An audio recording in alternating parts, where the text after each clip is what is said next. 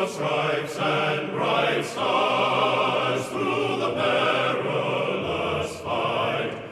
O'er the ramparts we watched were so gallantly streaming, and the rockets' red glare, the bombs bursting in air, gave proof through the night that our flag was still there.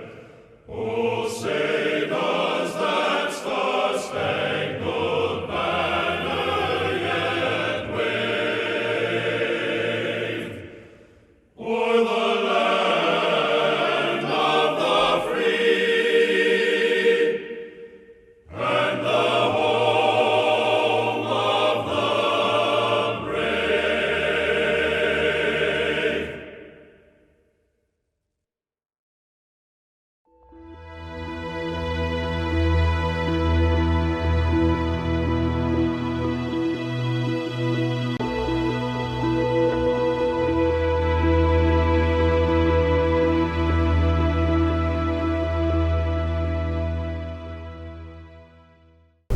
Good morning. Way back in May, we envisioned a 4th of July program for you folks with Zambelli Fireworks. But they were all lighting fuses. Told me to come back in November. Mike Baldessari is with us today. He's the sales project manager for Zambelli in Warrendale. Mike is a Pittsburgh guy. He brought a lot of books and pads and pencils, a huge bunch. For you fellows in the back row, he probably didn't bring that many, so move up to one of the vacant seats or grab one and take it back to the back. Anyway, Mike is going to tell us about Zambelli, and I'll turn it over to him. I thank you for letting us come and represent Zambelli. So what I'm going to do is give you a little information about Zambelli. I'm going to show you some of the things as a sales project manager that we do to kind of get a display in place and all of the obstacles that we face, especially after 9/11. There's a lot of agencies that control our actions in terms of how we travel and the trucks that we travel in and things of that nature. So again, I thank you for that, and I'll get going. So it's a well-known fact that Pittsburgh is a big place for fireworks. They use fireworks for any event. This is actually a greeting card that a friend of mine sent me. That's a company that's started by Jim Kren, Larry Richard, and Rogers. That was editorial cartoon. So they started a group of greeting cards that are Yinzer related, and this is one of the ones that was sent out that, again, kind of amplifies it. Pittsburghers use fireworks for any opportunity they can, all the way down to successful colonoscopy. So, yeah. All right, so Zambelli Fireworks Manufacturing Company has been incorporated for over 50 years. The original founder is Antonio Zambelli. He came over in 1893 from Italy with his black book of recipes to make fireworks. So in the early years, they were primarily a firework manufacturer, and then they incorporated and became more of a display company. For several years, they continued to make fireworks, but in all honesty, in today's time, we don't make fireworks in Newcastle anymore. Most of our product comes from China, and some of it from Spain. We just can't compete locally to make the fireworks at the prices that we can acquire them at. There's very few firework companies in the United States, actually maybe one or two, that still make some of their own fireworks. There are technicians that do it on their own and have some of their own small companies, but as far as the large companies, no one really makes or manufactures that they did. So currently, after Antonio started the company, his son, George Zambelli, who is, whenever people talk about Zambelli Fireworks, they remember George Zambelli Sr. I never met him, he was quite a character from what I understand. He would do things such as, they made homemade candy. They had a hotel and a restaurant in Newcastle, and he was known for making homemade candy, is my understanding, and he wouldn't go anywhere without a bag full of boxes of candy, including the airport. Again, pre-9/11, he would go to the gate, give it to the women or the men at the ticket counter, or at the gate actually in those days, and it paid off in his benefits. There were times where he was running late for a flight. He would call up the gate and say, "Hey, can you hold the plane?" And since he had given candidate, they would hold the plane for him. So it was not uncommon for him to travel all over the country, meet with different groups that were doing fireworks, and give them candy, come back with orders, and just distribute them among the sales project managers to get those displays moving and get everything set up. So now the company is under the guidance of Dr. George Zambelli Jr. He is a local and is an eye surgeon. His daughter's an eye surgeon as well. George is the chairman of the board. There are two other investors in the company, and they are the owners of Zambelli Fireworks. His son Jared just came into the business as well, actually a week or so ago. So Jared is now back. Jared was involved, got out of it, now he's back involved. So there is another Zambelli coming down the pipe. All right, so again, a little bit at a glance, we are one of the largest and most respected firework companies in the country. We do in excess of 1,600 shows a year. The corporate offices are now in Warrendale, PA, actually in Thornhill Industrial Park. That's where I'm based. We also have our facility in Edinburgh, which is outside of Newcastle. That's where they used to manufacture fireworks. That is now where all our magazines are, where we store all the product that we have. We have to follow very strict regulations as to the product, where we keep it. There are separate block buildings that are dispersed over the acreage that we have that store the fireworks. There's a lot of regulations in terms of the distances and such that these fireworks are stored. The materials that the structures are made of have to be non-sparking and things of that nature. We can't have certain heating elements to keep, so a lot of the buildings aren't even heated in the wintertime because, again, of the issues with that potentially could cause a fire or something in the magazines. We have about 40 full-time employees, but that expands to well over 1,200 during our busy time of year, when you include all the technicians and the team of technicians that are used to shoot those shows. If you would do a flyover or have a drone at our plant in Edinburgh at the 4th of July, you would see it packed with budget rental trucks. I've been told that we are the second largest user of budget rental trucks behind Walmart during the 4th of July period. It's just, we have trucks that are staged, waiting for product to be loaded on, and then technicians to come and take them to the various displays that we have to do. So those displays that we do cover everything is from your basic 4th of July to weddings, corporate events, municipal events, farm or fall festivals. We do a lot in the New Year's Eve. We have a lot of big shows coming up. This past week, we just did the opening ceremonies for the New York Marathon. We do events all over the country. One of our largest is called Thunder Over Louisville. If you ever want to see a display that will really knock your socks off, go and Google Thunder Over Louisville. It's in it's in Louisville, Kentucky. It's the 2-week period right before the Kentucky Derby. It's part of that opening events that they have during, from about 5 o'clock to 9 o'clock, they have an air show. And from 9 o'clock on is a display, about a 35-minute display that's choreographed to music. There's a bridge that connects Louisville with Indiana. There's fireworks that come off that bridge, and on each side of the bridge there's 2 100-foot barges on each side of the bridge, so it's quite a display. They choreograph it to a different theme every year. This past year they called it Thunder, A Wonderful World of Louisville. They couldn't use the obvious term, but a lot of the music came from old Disney displays and shows and such. They have done discos, Star Wars. Every year's a different theme. But again, Google Thunder Over Louisville and look at some of those displays. It's quite impressive.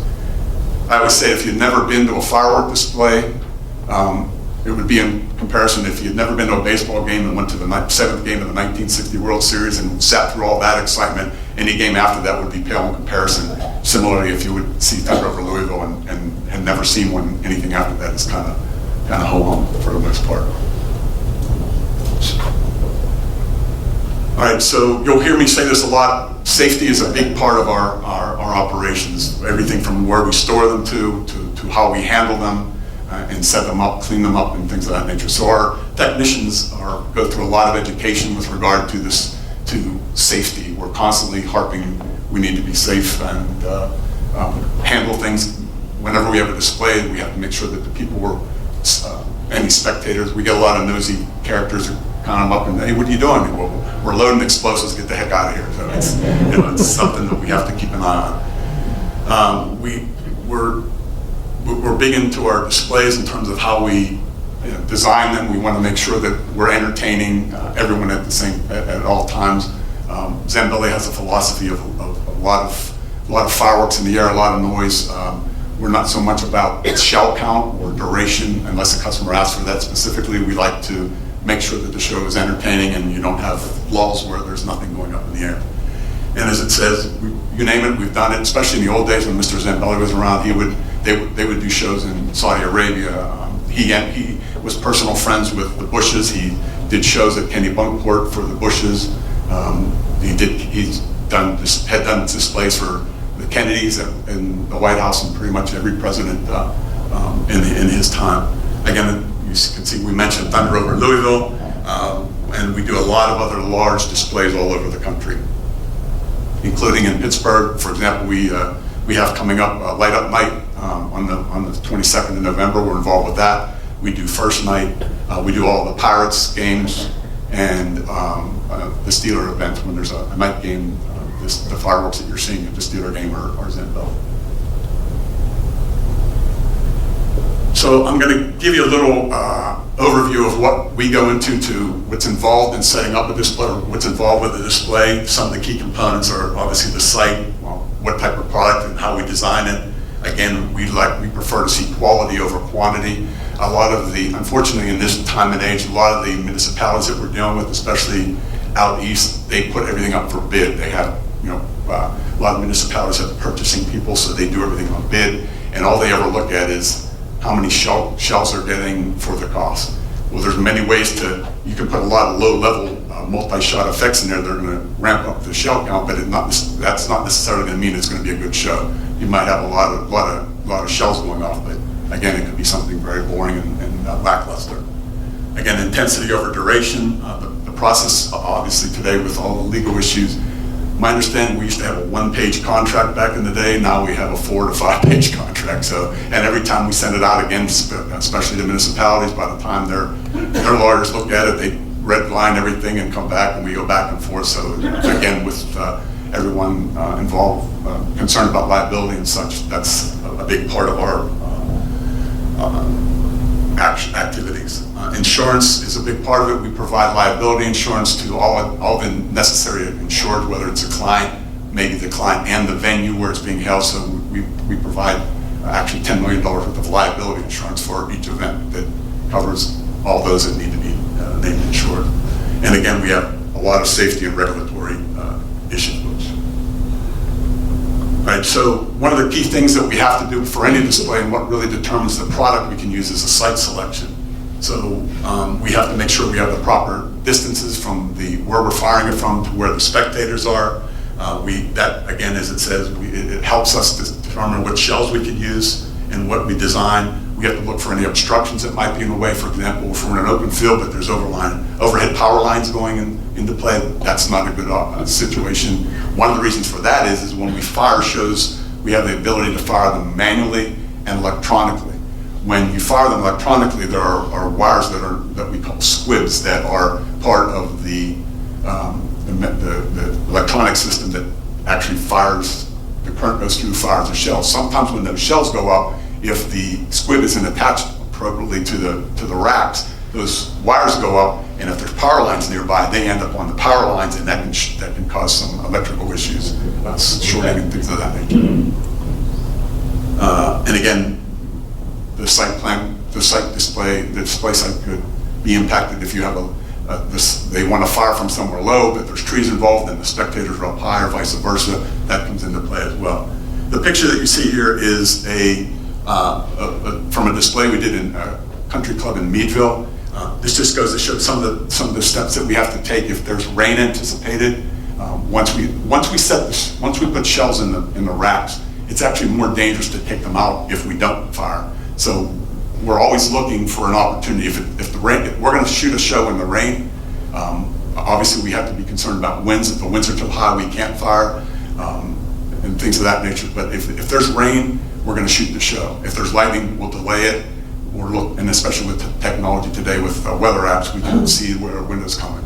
But if we anticipate rain, we actually go to the point of where we'll wrap them in saran wrap, big heavy plastic, and then also put foil over it. What you see here is foil, so that when we're ready to fire, it actually fires right through the plastic and the foil. The only problem with that is, and I was involved with this one, is that we were on a golf course, and when that foil goes off, it goes everywhere. So cleanup was a little bit of a hassle. All right, so I'm going to show you a couple different site plans and things to give you some example of what we have to go through. What you have here is we do a couple displays down by Hans Field. We do a lot of displays on the river, but if there are displays that we do that aren't on the river, that we actually fire from that little landing right outside of Heinz Field. We do the light the Walk for Life of the Leukemia Society, and I'm having a senior moment here. Was the old mayor, because we did the cookie cruise for Bob O'Connor. Bob O'Connor, when he was alive, he would do every year. He would have a cruise for his political aspirations. He'd bring people on, and he would have a cookie cruise. Well, his family still does that cruise, and the money all goes to charity. So those displays are actually fired from that location. So you can see there's a red line here. That is basically the area where all spectators have to be behind that. And then we also have on the river, even though it's fired from land, we have to have Coast Guard permission, and we have to make sure that no boats or boat traffic is in the way. So we actually have to hire a group that patrols the river to keep people back. Similarly, this is actually at Allegheny Country Club. We actually do two types of shows. We do their 4th of July show. We also do a number of weddings. This show, or this site map shows what we do for the 4th of July. We actually fire near the flagpole. That circle represents a 5-inch or a 500-foot radius. For every inch in diameter of shell, we need 100-foot separation distance. So because we have 500 feet, we can use up to 5-inch shells. If we only had 300 feet, we could only use 3-inch shell.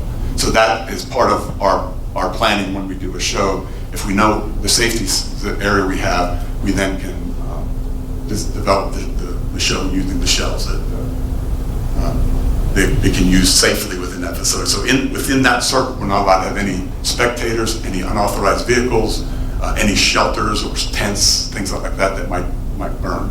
I think again, safety is the main thing. Now for weddings, we actually do them off by if you're familiar with the country club, over by the driving range, we shoot, and there we can only use 3-inch shells, but it gives a nice vantage point from where the wedding receptions are held to the site, and it doesn't involve shutting down the course if there happens to be a day that people are golfing. Okay, so the next part that comes into design is again what kind of product we can use, and I'll get into some of these a little bit more, but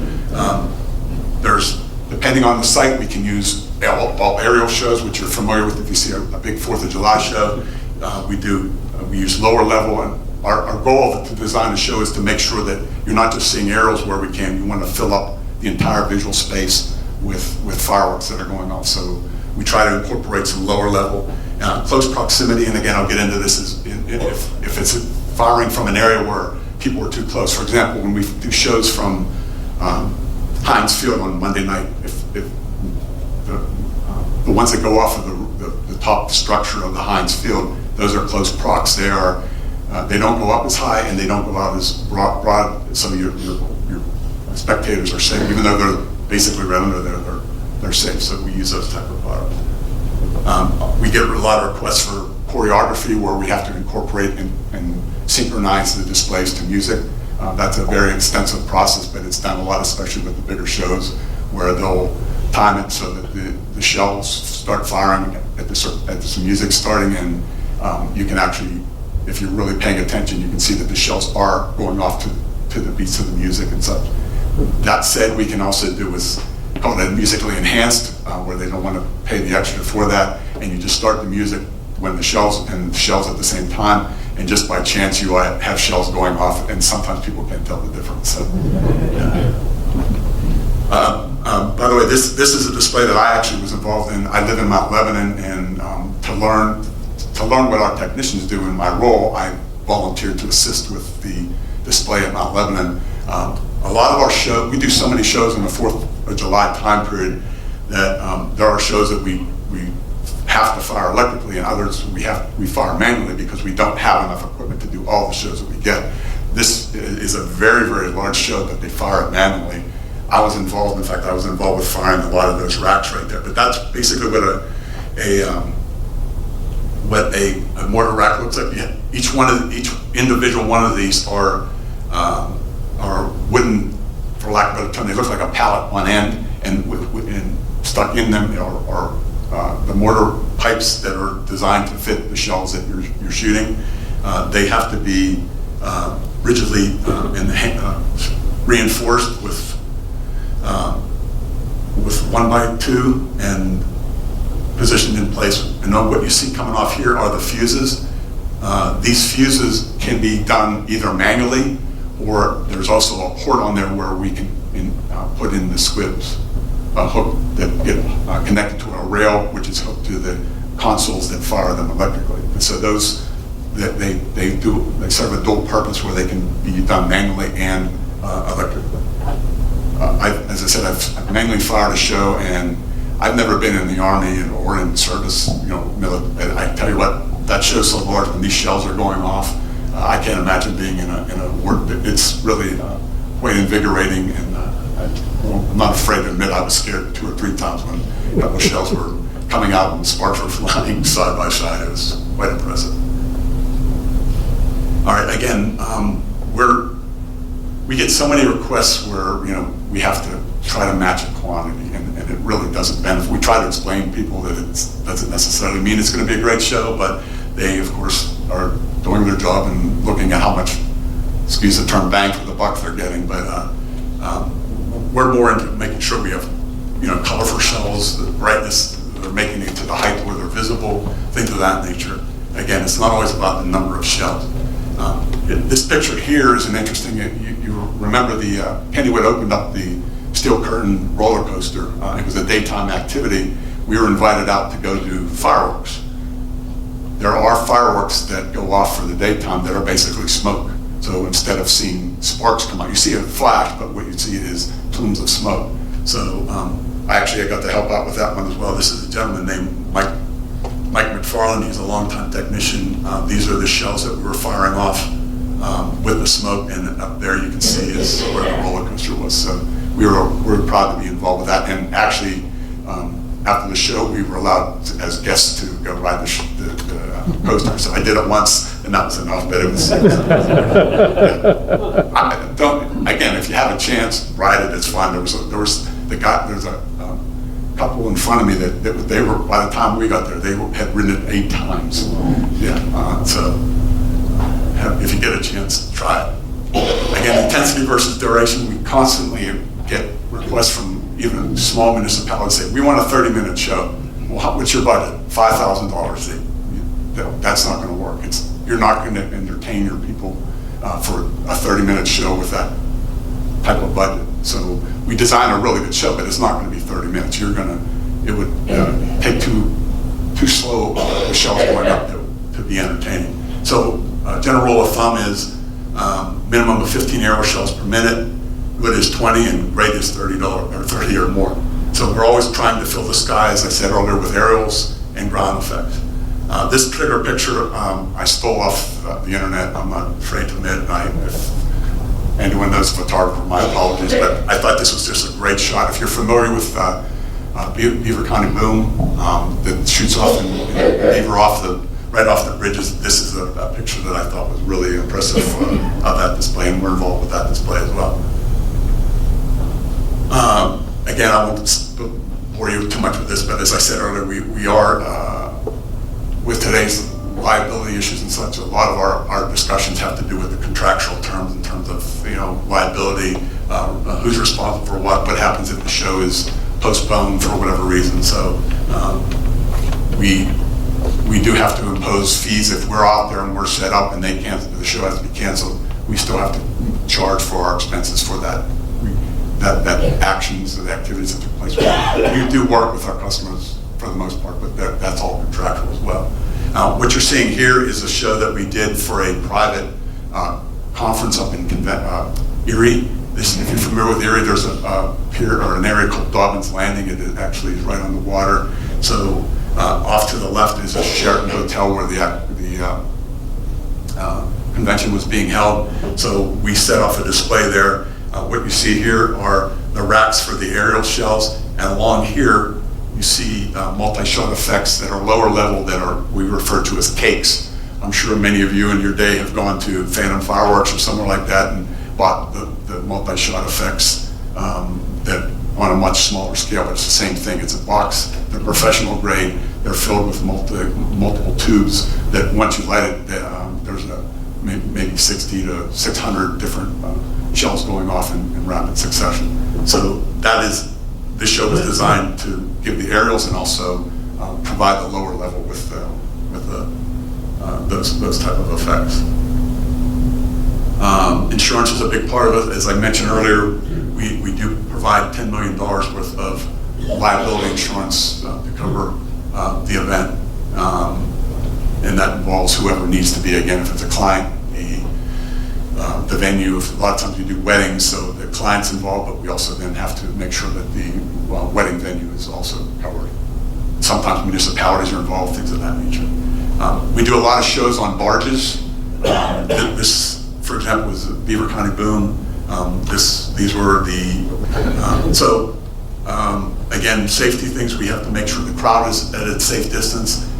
Product quality, we sometimes, depending on what the vendor we get them from, if we have issues with quality, we won't buy from them anymore. Communication is a big thing. And as it says here, alphabet of regulators, there are so many different agencies that are involved. At every display you have what's known as an AHJ, which is the authority having jurisdiction. Usually that's a fireman or someone of that nature. For example, we just did, as I said, the display in New York for the marathon. They have the processes that we have to go through to fire a show in Central Park is just unbelievable. They have fire marshals there that are watching every step that we do and making sure that we're doing things safe. So you have the ATF involved, the Department of Transportation, you have fire departments, police departments, and any display that's near a river, an active river, we have to involve the U.S. Coast Guard.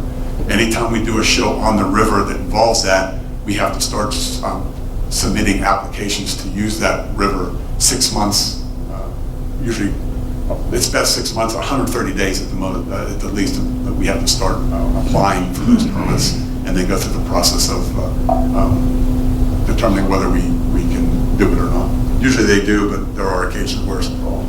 I wanted to point out, you saw the racks before of the typical aerial show. What you have here is product that we get from Spain, and what you have here are individual single shots.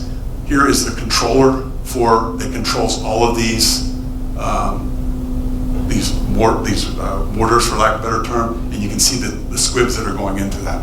So as part of a choreographed show, these effects are used, and this is on the bridge in Louisville, and there's multiple ones stationed, so that these are especially good when we choreograph a show because they're very controllable in terms of the synchronization to the music that we have. But you can see the difference from the old technology to the new technology. Okay, so, and if you have any questions, feel free to interrupt, but I'm going to try to go through this pretty quick because I don't want to lose the crowd here. The basic anatomy of a display, if you've ever seen a display, there's basically 3 segments. You have an opening, which is usually a burst of 10 shells or so that go off that basically is telling you, hey, the show's going to start. We have the body of the program where you're going to see the largest amount of aerial shells and just specialty shells like smiley faces or hearts or different effects that make noise and such that are involved. And then of course you have the grand finale. If it were my choice, the show would be an all grand finale. I'm all about the noise and the feeling of it in your chest. But unfortunately that doesn't appeal to everybody. But Zambelli is known for their grand finales. The other thing that we do from time to time, especially determining the budget and the location, we do right after the body of the program, we put in a fake finale. It appears to be the finale. It's little shorter, but just as intense. And then we delay, and at that point, the people were usually standing up, clapping, and getting ready, packing up the gear, and then we start the grand finale, and that brings it in. Yeah. And I've been at displays where that happens, and it does give you a nice feeling that you see that we duped them, and they're there for another 5 minutes or so. All right, again, quickly, the philosophy of Zambelli that's been used from day one is we don't like dead air. We want color and shells going off at all times. We want to make sure that the show is full of different types of effects. There's a lot of rhythm and intensity, and again, our key component is the finale, the Zambelli finales. We've been places where people have come up to us and say a previous year it was a different company won that bid, and they'll say, we knew it wasn't Zambelli's, we could tell by the finale. People have actually said that to us, so that's good to know. All right, so now I'm going to tell you about the various types of product. We have aerial product, which you're all accustomed to. This is a shell that we get from China that's known as, it's a peony, but as it says here, as I mentioned earlier, that actually the NFPA, which is the National Fire Protection Association, requires that the safety distance is actually 70 feet for every inch shell diameter. Zambelli exceeds that for purposes of being safer, we want 100 feet. So that just gives us a little more buffer and ensures the safety, but that then determines what size shell can be used. As it says, as an example, a 3-inch shell requires a safety zone of 210 feet under NFPA, but we require 300 feet. That just gives us more. So when an arrow shell goes off, obviously with that, a 3-inch shell is basically going to go up about 300 feet, and then the burst is going to be approximately 300 feet. So that's why we need the safety zone we have. So basically, and as you know, shells go up, they're made out of cardboard and different components. You're going to get some debris that come down. Sometimes we get quick bursts and they may go off a little lower than we anticipate. It's not anything that we control. Sometimes the altitude and the weather conditions, if it's a rainy or a humid day, that does alter or affect the altitude that some of these reach. So we have to be concerned about that. The wind, I'm sure you've possibly been to a display where there's no wind at all, and by the grand finale, all you see is colorful smoke because the smoke isn't dissipating. On the other hand, too much wind is a problem, so we always like to hope for at least a little bit of a wind that takes the smoke away so that you're getting the full view of the display.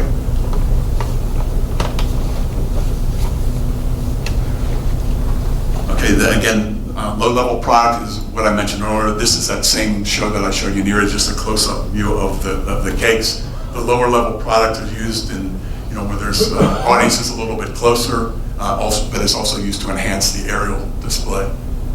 They require safety distances of 150 to 200 feet.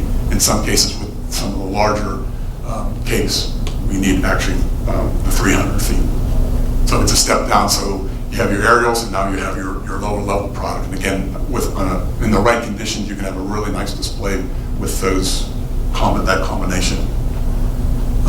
Close proximate products. These are used a lot of times in, like, for example, the display that we do on Light Up Night. We do a barge display, but we also shoot a display when they light the tree off of the top of the Highmark building. Those use close proximate. So they, again, because they're from an elevated point, they look like they're going high. They're not going as high as an aerial shell from the standpoint of from ground to height, but they're also safer because you have a crowd underneath. You don't want the embers or anything from that getting involved with the crowd. So they produce very little smoke, but again, they're used in sporting events, festivals, things like that, where you may be doing something behind the stage or on the stage. And then we have indoor product. We do some of this. We're getting more involved with this, but you might have been to events where you've seen the spark or what are known as gerbs, where there's just sparks that go up. We now have also product that is used. If you go to the pit games, you see when the players are now introduced, there's a sparktacular machine that's called, where sparks are being used. The reason for that, we were doing flame, like propane flame. That not long ago there was a NFL stadium where there was a fire as a result. So now they don't allow anything with flame anymore. We have to use products that are safer. All right, so this is basically a cross-section of what's in a typical aerial shell. So at the very bottom, you have what's known as the lift charge. That's just black powder. So this is the fuse that I mentioned. It ends with a safety cap. Actually, to be more precise, there's actually a port right here that is for electrical hookup as well. But that's the fuse. So if it's lit manually or if it's lit electronically, that starts the process where you can see where the fuse comes down, lights the lift charge. That's what takes it out of the mortar. This here is the time fuse. The time fuse is what can control when it actually bursts in the air. So once this fuse ignites the center, then around here you have this area here's the bursting charge in between, and then you have the stars that are the different materials that cause the color. If you ever had if you're ever involved with chemistry, or you had an old chemistry set back in the day, that you know that different materials burn in different colors. So that's how you get the different colors, or different chemical materials that are causing those colors. Now, I mentioned earlier that when we choreograph shows, our intent is to have a lot of these shells exploding at the right key in the music, or right point in the music, to the different beats or whatever it is. So that's where the person doing the choreography has to know the time that's involved with that time fuse, so that they know how long it's going to take to get off the ground and explode. We actually have software that assists with that, so it's actually very technical.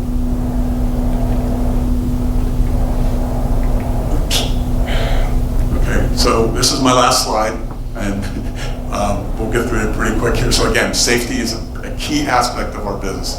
We actually, it's something that the technicians every year have to go onto an online portal and update their education and credentials based on the new roles and things of that nature. So they have to follow that very carefully. One of the things that we're actually been faced with this year, and there's been a lot of variation, a lot of it's on, it's off, it's on, it's off. As I said, we get a lot of our product from China. So with all the Chinese tariffs that are being discussed, one of them is actually fireworks. For some reason, it's very low on the list, but they keep saying it's going to happen. It's not going to happen. Right now, it's kind of in limbo. We've actually had we've had different groups go to Washington to try to fight it, but we've heard anything from a 10% to a 50% charge on the product as a tariff. So obviously, we want to avoid that. We want to avoid that for on our customers' behalf. But if that would happen, we are already alerting our customers that if there is a tariff, that we may have to pass on, much like fuel, excess fuel charges and things of that nature that happen currently. Technician crews, as I mentioned, they're our lifeblood. We actually have to turn shows away for different locations and stuff because we don't have enough technicians. We have a lot of them, but there are certain areas where we just don't have. You need a lead technician, and that technician has associates that help them. So we are always trying to find within a group of technicians, other technicians that can move up to a lead role, but they are a limiting factor. So we're always looking for technicians. Actually, tomorrow we have a training session for people that responded at our facility in Edinburgh, near Newcastle. So we're trying to build that up. But again, we do a lot of shows, but we could actually even do more if we had a larger group. It's hard work. I've done it, especially on the 4th of July. You're unloading the truck, you're setting up the racks, then you're loading the shells, then you're waiting for the show to start, then it's the reverse of that process. It's very hard work, and they do deserve a lot of kudos as far as the efforts that they do. On the contrary, if someone comes up and says, "I like to blow things up," that's not the kind of guy that we're looking for. We want people that enjoy blowing things up, and they also have to know they have to work. Yeah, when those words come out of their mouths, we're kind of kind of Larry. Yeah. So, and just one other thing that I'll touch on is, it's well noted, especially if, fireworks are loved by all people, all ages, at all levels and roles in their lives. People, especially in Pittsburgh, love fireworks, like the opening cartoon show.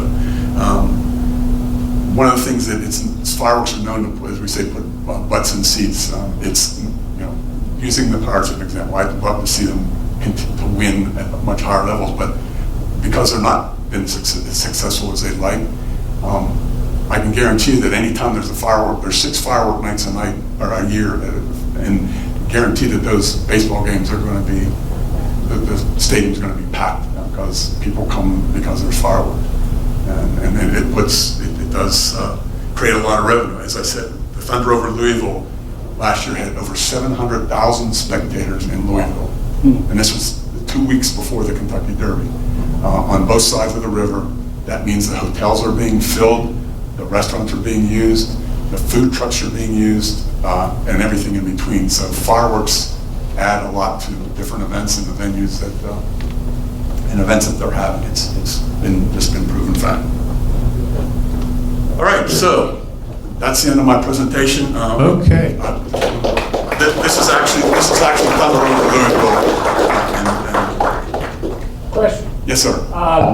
With your Chinese suppliers, and your experience, do you have any input as to the actual design, or do you buy it from a product manual? It's more or less a product manual. They're all of them are very similar to what Zambelli used to make. So, and we know what works and what our customers like. So we're always trying to. We have a lot of inventory on hand. So even if the tariff goes into effect, it may not have an immediate impact. But at some point, if the tariff is in place, we're going to have to be impacted by that. I have a comment and a question. First, when I was a kid, a local farmer in this community I lived in decided to put on a display, and he bought a whole bunch of, this is 50 years ago, he bought a whole bunch of fireworks, and he put them in a wheelbarrow.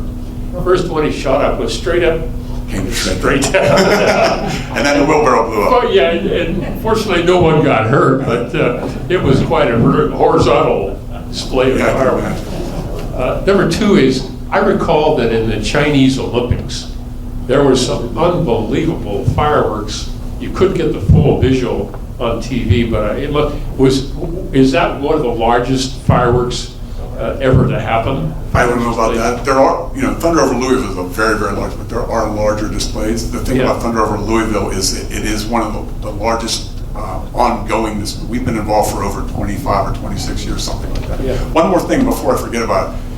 If you're not aware, there's what was called the Act of '73. But anyway, you're allowed as Pennsylvanians now to go and buy fireworks and shoot them off. The part that people don't understand is there are rules that you need to follow, which is you need to be 150 feet away from any residential structure. So your safety zone needs to be 150 feet. So even though it's your property, and you can't just fire fireworks off on your property, you have to follow those safety zones. That's not happening, That's not happening. Up in Moon, I thought it was some bomb.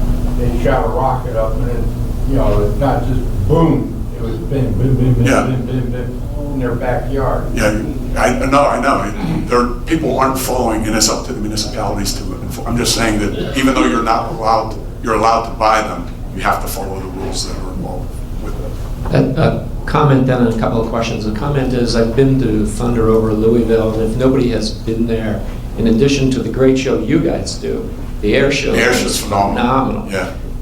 The river lies well below the average topography, so they can fly those jets basically in your lap. So it's really pretty and not only are there jets, there are trip planes. And last year there was a trip plane that literally looked like he ran out of gas. It was on purpose, and he actually came and purposely tipped his right wing on the river, and then righted himself and took off. But you see everything from, to your point, you see everything from trip planes. There's the Canadian Air Force is involved. There's stealth bombers. There's refueling planes.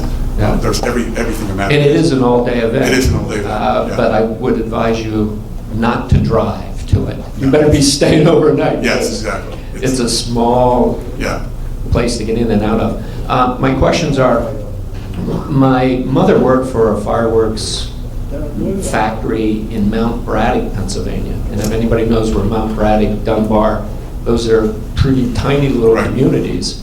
And this was in the 40s. So in the heyday of fireworks production in the US, was it kind of concentrated or spread out all over the country? And then, sorry. I'm sorry. And then the second part of that question, they had an explosion.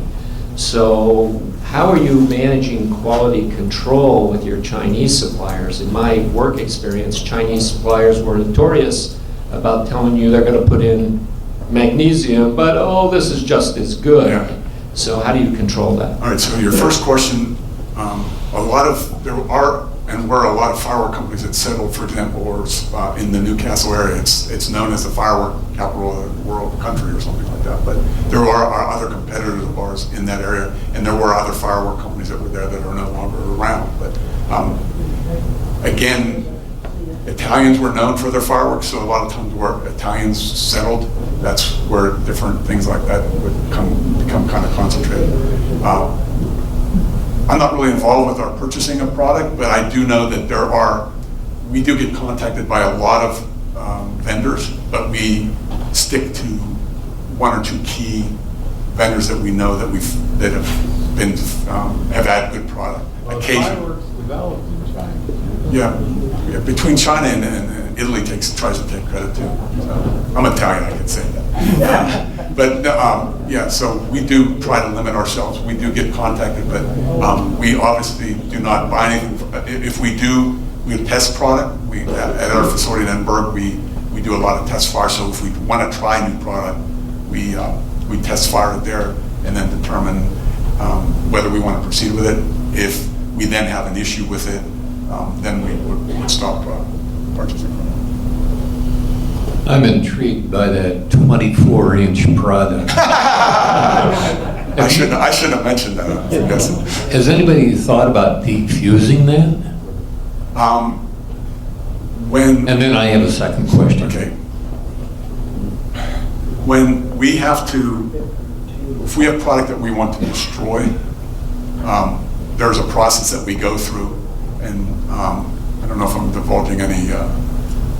I'm sure this is what they actually soak them in diesel fuel for a long extended period of time.